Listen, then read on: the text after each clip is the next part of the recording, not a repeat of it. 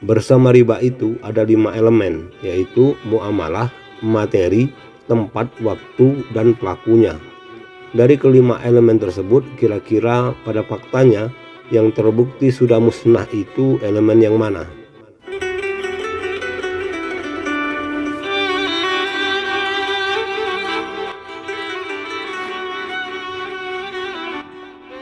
Assalamualaikum warahmatullahi wabarakatuh. Bismillahirrahmanirrahim. Innal hamdalillahi nahmaduhu wa nasta'inuhu wa nastaghfiruh wa na'udzubillahi min syururi anfusina wa min sayyiati a'malina may yahdihillahu fala mudhillalah wa may yudhlil fala hadiyalah. Asyhadu an la ilaha illallah wa asyhadu anna Muhammadan abduhu wa rasuluhu la nabiyya ba'da. Amma ba'du. Sahabat sekalian, alhamdulillah berjumpa lagi kita pada kajian kali ini. Kita masih progres terus pada bab mewaspadai riba. Alhamdulillah juga di mana kita telah lakukan 4 kajian terkait riba tersebut. Namun masih ada teman-teman kita yang bertanya seputar contoh-contohnya. Sahabat sekalian, dari 4 kajian yang lalu, pada kajian ketiga dan keempat, saya telah menyinggung contoh-contoh riba tersebut. Namun masih muncul pertanyaan dari beberapa orang teman kita, di mana mereka masih kesulitan dalam memahami penjelasan-penjelasannya, baik ayat Al-Quran, sunnah, dan contoh dari sunnah tersebut, dan juga contoh dari asbabun nuzul. Untuk itu, pada kajian yang kelima kali ini, saya akan coba memberikan ilustrasinya, karena memang di kalangan tertentu ilustrasi sangat diperlukan untuk mencapai kepada pengertian, sehingga memperkuat serta memperjelas pemahaman.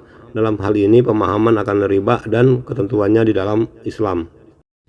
Pengertian riba dari berbagai aspek telah banyak dijelaskan sebagaimana 6 ayat Al-Quran yang terdapat pada 4 surat, yaitu surat Al-Baqarah, surah An-Nisa, surah Ali Imran, dan surat Ar-Rum. Selain pemahaman dan pengertian, diperlukan juga ilustrasi contoh dari riba tersebut yang dapat terjadi dalam kehidupan kita sehari-hari.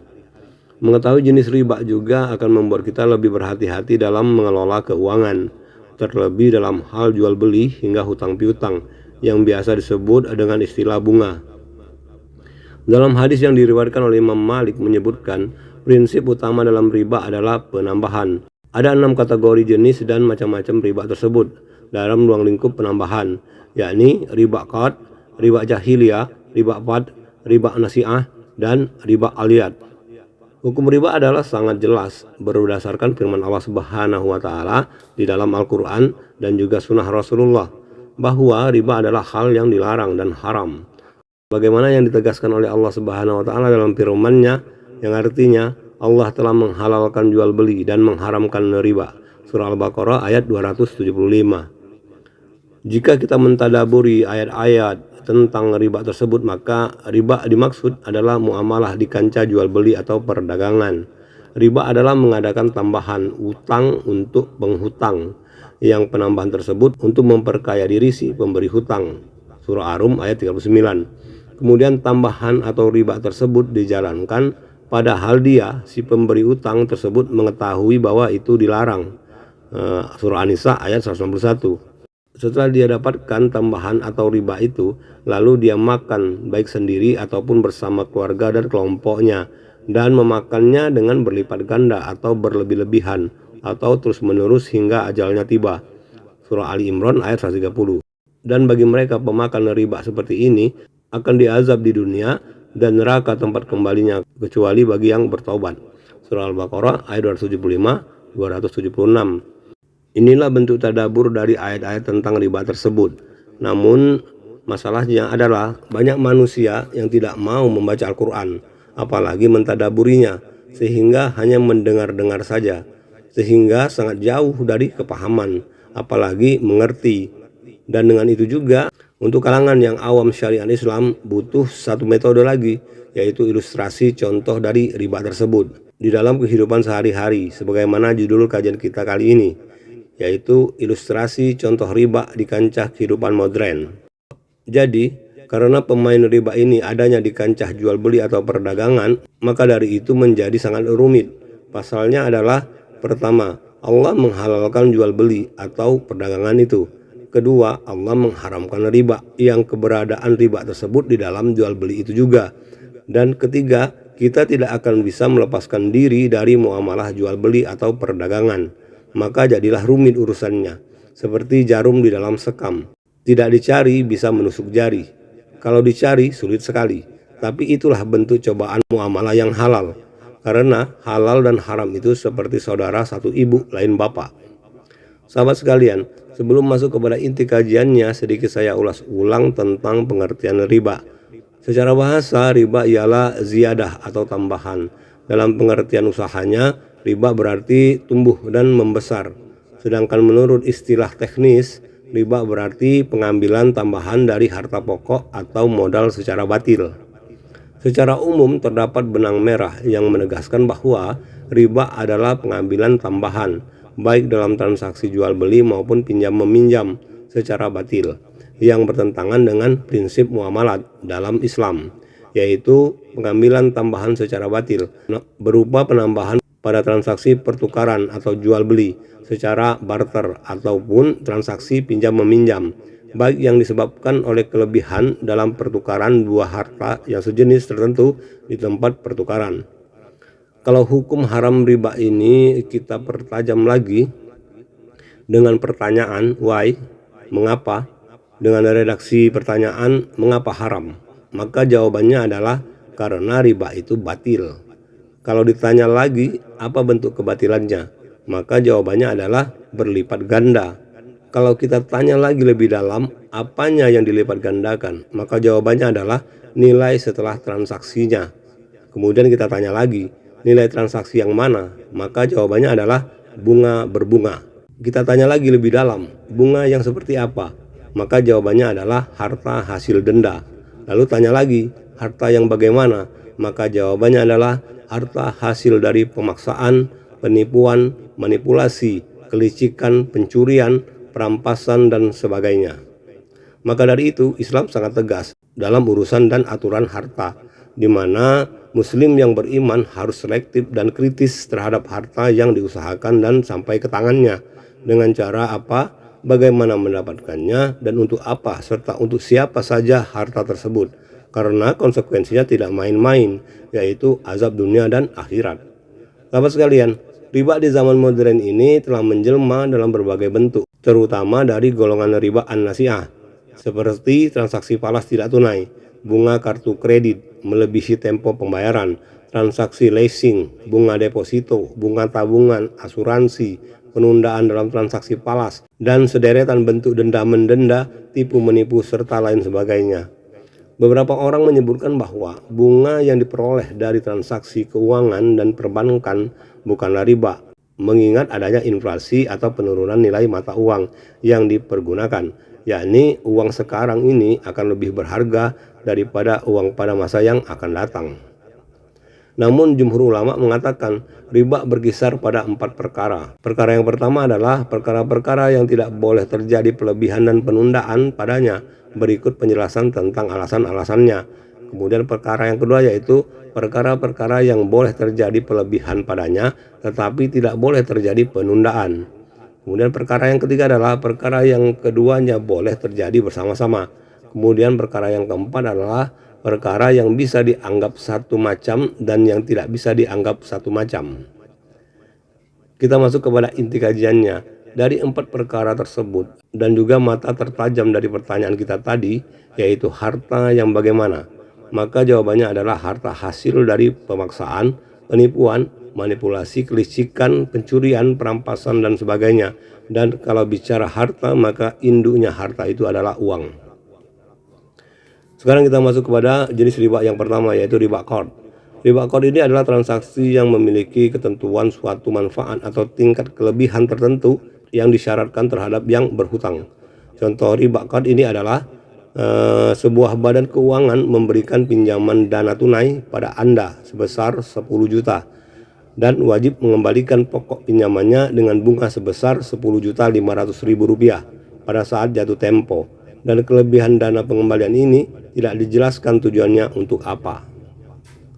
Di realitas kehidupan ini, biasanya riba jenis ini dijalankan oleh badan-badan keuangan yang pengelolanya tidak lagi perorangan tetapi kelompok. Istilah riba qard tersebut dimaksudkan pertambahan pinjam meminjam untuk komoditas uang. Riba dalam aktivitas ini lebih dikenal masyarakat modern sebagai bunga pinjaman ataupun interest, dan harta uangnya adalah didapatkan dari pemaksaan yang halus dan mengikat terhadap orang yang berhutang dan bisa sampai menyita harta si penghutang. Kemudian riba yang kedua yaitu riba jahiliyah. Riba jahiliyah adalah jenis riba mirip dengan riba qard yang juga dalam lingkup hutang piutang. Pengertian riba dan contohnya dari riba jahiliyah ini ialah hutang yang dibayar lebih dari pokoknya. Kondisi ini terjadi karena si peminjam tidak mampu membayar hutangnya pada waktu yang ditetapkan dan metode penagihannya dengan cara awam atau orang per orang.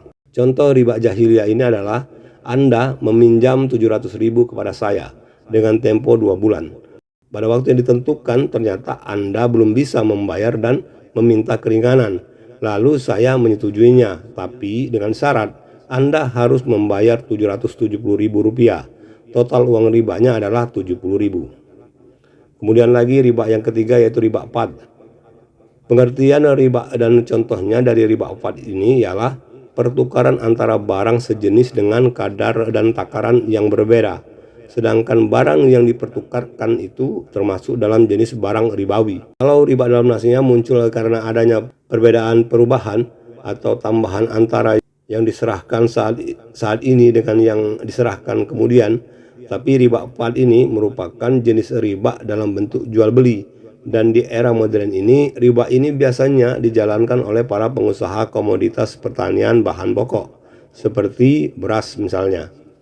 Contoh dari riba qard ini adalah 1.000 ton beras dengan kualitas baik ditukar dengan 2.000 ton beras berkualitas buruk atau yang sudah berkutu untuk tujuan pengoplosan beras. Beras kualitas rendah dioplos dengan beras kualitas tinggi dan dijual dengan harga beras kualitas tinggi. Bicara bahan pokok atau sembako, maka bukan hanya beras, tapi komoditi seperti minyak goreng juga termasuk kategori ini karena bahan bakunya dari buah sawit. Ada lagi air mineral dan sebagainya. Semua komoditi pangan di akhir zaman ini sangat berpotensi dioplos, dan ini adalah riba qard. Kemudian lagi riba nasi'ah. Pengertian riba dan contohnya dari riba nasi'ah ini ialah riba yang berupa tambahan yang disebutkan menjadi imbalan penundaan pembayaran pada pinjam meminjam. Riba nasi'ah ini merupakan jenis riba dalam bentuk jual beli juga. Misalnya, peminjaman 1 kuintal beras pada musim panceklik dibayar dengan 3 kuintal beras pada masa subur. Kelebihan 2 kuintal tersebut semata-mata digunakan sebagai ganti dari penundaan pembayaran. Kalau dalam contoh bentuk uangnya ialah Anda meminjam dana kepada saya sebesar 3 juta dengan jangka waktu atau tenornya selama 1 bulan. Apabila pengembalian dilakukan lebih dari 1 bulan, maka cicilan pembayaran ditambah sebesar Rp100.000. Pengertian riba dan contohnya dari riba aliyat ini ialah riba dengan jual beli atau yang terjadi dalam penukaran. Penukaran tersebut terjadi tanpa adanya kelebihan. Salah satu pihak yang terlibat meninggalkan akad sebelum terjadi penyerahan barang atau harga. Riba aliyat ini juga merupakan jenis riba yang ada di dalam bentuk jual beli.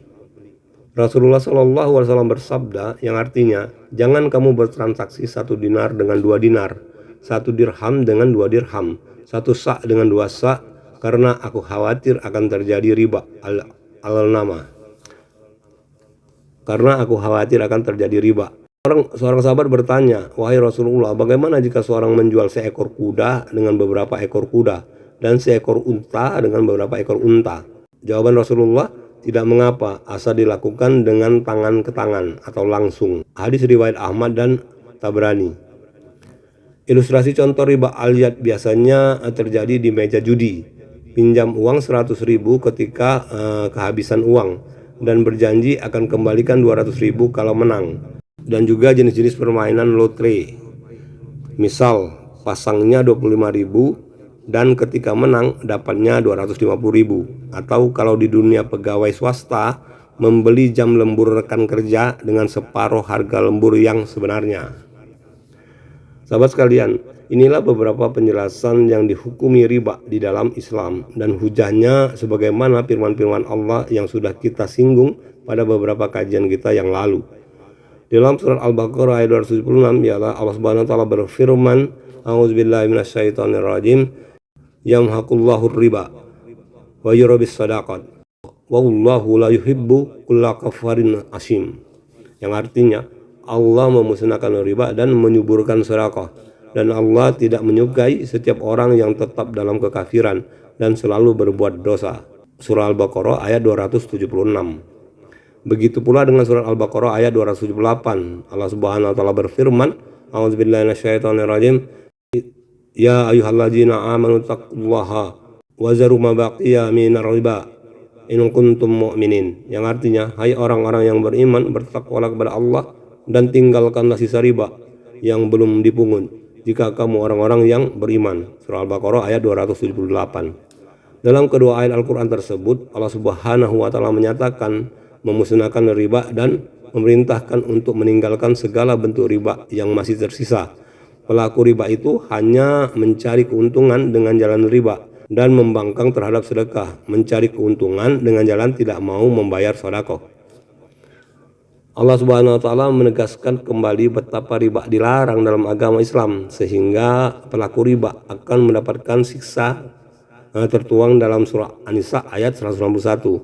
Allah Subhanahu wa taala berfirman, "A'udzubillahi minasyaitonirrajim wa azihimur riba wa qannuhu anhu wa akihim amwalan nasibil batil wa adadana lil kafirina minhum azaban alima." Yang artinya, dan disebabkan mereka memakan riba, padahal sesungguhnya mereka telah dilarang daripadanya, dan karena mereka memakan harta benda orang dengan jalan yang batil, kami telah menyediakan untuk orang-orang yang kafir di antara mereka itu siksa yang pedih. Surah An-Nisa ayat 161. Sahabat sekalian, sedikit kita bergeser kepada bentuk-bentuk kejahilan dalam muamalah.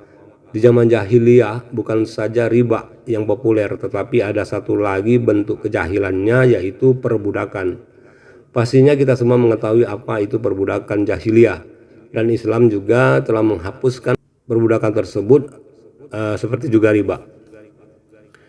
Kalau dulu disebut budak belian, tapi alhamdulillah hari ini khususnya di negeri kita ini tidak ada lagi perbudakan, namun jenis pekerjaannya tetap ada. Dan di akhir zaman ini yang mengerjakan pekerjaan-pekerjaan para budak zaman jahiliyah dulu itu disebut dengan karyawan atau pegawai. Riba dan perbudakan jahiliyahnya sudah Allah musnahkan, tetapi variannya yang baru tetap akan muncul mengiringi peradaban manusia di bumi. Kalau dulu di zaman jahiliyah yang jahil itu para tuan-tuan budak, tapi di akhir zaman ini yang jahil itu bukan saja para tuan-tuannya, tetapi berikut juga budak-budaknya atau karyawan atau pegawainya. Sahabat sekalian, jika kita perhatikan di realitas kehidupan di era modern ini, di mana bentuk-bentuk akad tidak lagi direct dari mulut ke telinga orang yang bertransaksi, yang ditunjang oleh teknologi digital. Meskipun secara fikih akad model ini diperbolehkan, namun kita juga harus teliti, karena model akad transaksi yang muncul pastinya juga akan melahirkan potensi riba yang baru pula. Belum lagi kebatilan yang juga muncul bentuk-bentuk baru, yang banyak diantaranya salah dari sudut pandang syariat, tetapi dari sudut pandang duniawi dibolehkan, yang dalam kalimat ungkapannya sah-sah saja. Sebetulnya ungkapan seperti ini adalah subhat, yaitu antara boleh dan tidak boleh. Islam sangat melarang yang seperti ini. Adapun ilustrasi contoh perilaku mencari tambahan uang dengan cara yang batil di ranah penipuan dengan modus mengkondisikan, kalaulah tidak mutlak riba namun batilnya jelas batil. Contoh yang pertama adalah mengkondisikan suatu pekerjaan dengan maksud agar dilemburkan. Hampir semua pegawai senior mahir dalam mengkondisikan pekerjaannya, apalagi jenis pekerjaan yang bersifat sangat personal. Uang yang didapat dari hasil lembur seperti ini adalah uang hasil dari kejahilan, dan itu adalah kebatilan. Dan uang yang didapatkan dengan cara yang batil bisa jadi termasuk ke dalam riba. Kemudian ilustrasi yang kedua adalah mengkondisikan uang suap dengan cara money laundry atau cuci uang, atau dengan manipulasi akadnya. misalnya dengan membuat nota pembayaran fiktif. Kemudian lagi, uang hasil pencucian atau penipuan tersebut dimakan sendiri atau dibuat jamuan, makan bersama. Maka ini juga adalah kejahilan dan ini juga kebatilan. Dan uang yang didapat dengan cara yang batil bisa jadi juga termasuk ke dalam riba. Pelakunya terlibat dalam dua kebatilan di dalam satu transaksi, yaitu terlibat dalam suap dan juga memakan uang hasil penipuan. Kemudian ilustrasi yang ketiga adalah mengkondisikan penilaian kerja akhir tahun, di mana hasil dari penilaian tersebut adalah uang dalam bentuk nominal kenaikan gaji tahunan. Mengkondisikan di sini banyak sekali bentuknya dan trik-intriknya. Kalau diuraikan di sini, maka ruang dan waktu kita tidak cukup. Saya ambil satu simpulnya saja, yaitu seperti mengemis dan menjilat atasan.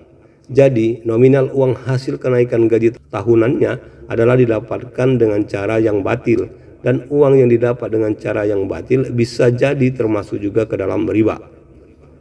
Sahabat sekalian, inilah 3 contoh perilaku yang sangat rentan terjerat hukum riba.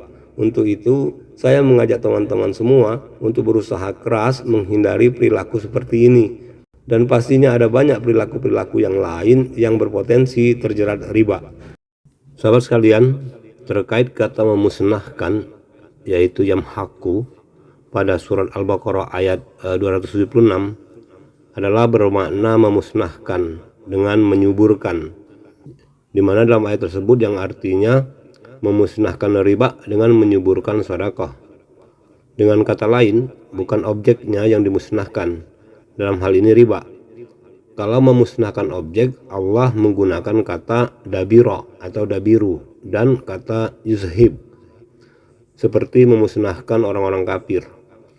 Jadi kata memusnahkan riba dengan diksi yamhaku tersebut bermakna yang sangat dalam. Dan yang jelas bukan ribanya yang dimusnahkan. Ini bisa dibuktikan hingga hari ini riba itu masih ada, bahkan semakin beragam. Muncul pertanyaan, jadi yang Allah maksud dengan yamhaku itu apa? Mari kita coba gunakan akal kita untuk tadabur. Bersama riba itu ada 5 elemen, yaitu muamalah, materi, tempat, waktu, dan pelakunya. Dari kelima elemen tersebut, kira-kira pada faktanya yang terbukti sudah musnah itu elemen yang mana? Oke, coba kita telusurin. Riba zaman jahiliyah dulu, elemennya yang musnah apa saja? Muamalahnya, sampai hari ini masih ada. Itu artinya elemen muamalah tidak dimusnahkan. Kemudian materinya, katakanlah emas, perak, gandum, dan lain-lain. Sampai hari ini juga materi-materi tersebut masih ada. Begitu juga dengan waktu dan tempat. Sampai hari ini kita masih sangat butuh waktu dan tempat. Oke, itu artinya tinggal satu elemen lagi, yaitu pelakunya. Dan ini adalah kita, manusia. Coba lihat, manusia pelaku riba pada zaman jahiliyah dulu masih hidup atau sudah mati? Jawabannya pasti sudah mati. Begitu juga dengan pelaku riba di zaman-zaman setelahnya, termasuklah akhir zaman ini. Semua pasti akan mati. Namun masalahnya, matinya manusia itu disebut dengan kata maut, bukan yamhaku. Logika sederhananya adalah bahwa yamhaku bukanlah maut, dan maut itu adalah kematian yang wajar dari konsep sunnatullah. Itu artinya yamhaku adalah kematian dengan cara dimusnahkan atau binasa. Nauzubillah, summa nauzubillah. Saya kira semua kita tidak mau mati karena binasa. Maka dari itu, hindarilah riba. Sahabat sekalian, demikianlah kajian kita kali ini. Semoga 5 kajian tentang riba pada bab mengenal dan waspada riba tersebut bisa menjawab sebagian kebingungan kita di level awam syariah khususnya. Dan semoga Allah meridhoi kajian ini. Amin ya rabbal alamin. Sahabat sekalian, demikianlah kajian kita kali ini. Semoga dengan kajian singkat ini kita mendapatkan kepahaman yang holistik dan universal. Untuk itu, dan ini saya mohon undur diri. Terima kasih atas segala perhatian dan mohon dimaafkan atas segala kekurangannya. Semua kebenaran yang kita dapatkan dari kajian ini, wabil khusus untuk saya pribadi, bahwa semua kebenaran itu adalah semata-mata dari Allah Subhanahu wa Ta'ala, dan untuk semua kekurangannya adalah mutlak dari diri saya pribadi.